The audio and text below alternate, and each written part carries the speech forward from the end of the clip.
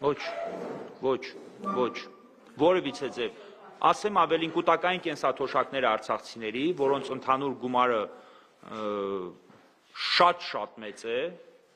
այս պահի դրությամբ միլիարդների մասին է խոսքը գնում, տասնյակ միլիարդների։ Այս պահի դրությամբ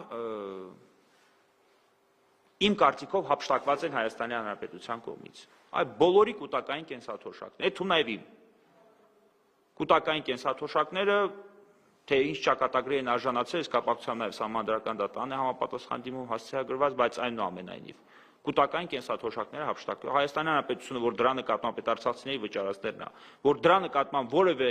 իրավասություն ունենալ չէր կարող, փաստացի հափշտակել է։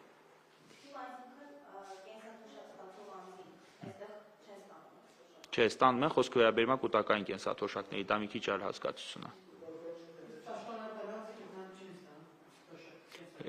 Պաշտոնատար անձինք զրկված են նաև մի որոշում կայացրեցին, որոնք վերաբերում էր զինծառայողներին, բայց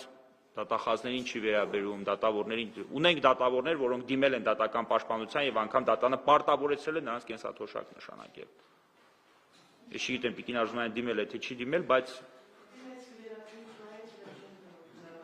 դեռ չեն հրապարակել, բայց մենք ունենք արդեն հրապարակված եւ բավարարված դատական ակտեր, այդ թվում նաեւ Վերաքննիչ դատարանի կողմից վերահաստատված դատական ակտեր, համաձայն որի դատավորների նկատմամբ կենսաթոշակներ են նշանակել։ Քննիչները այստեղ իրենց հանրային ծառայության կենսաթոշակները չեն ստանում, իսկ պետությունը տրամադրում է կենսաթոշակ միայն զինծառայողներին, որոնց թվին է դասում նաեւ ոստիկանության ծառայողներին ու ազգային անվտանգության ծառայողներին, բայց հարկային ծառայողները, հարկադիր կատարման ծառայողները, քննիչները, դատախազները,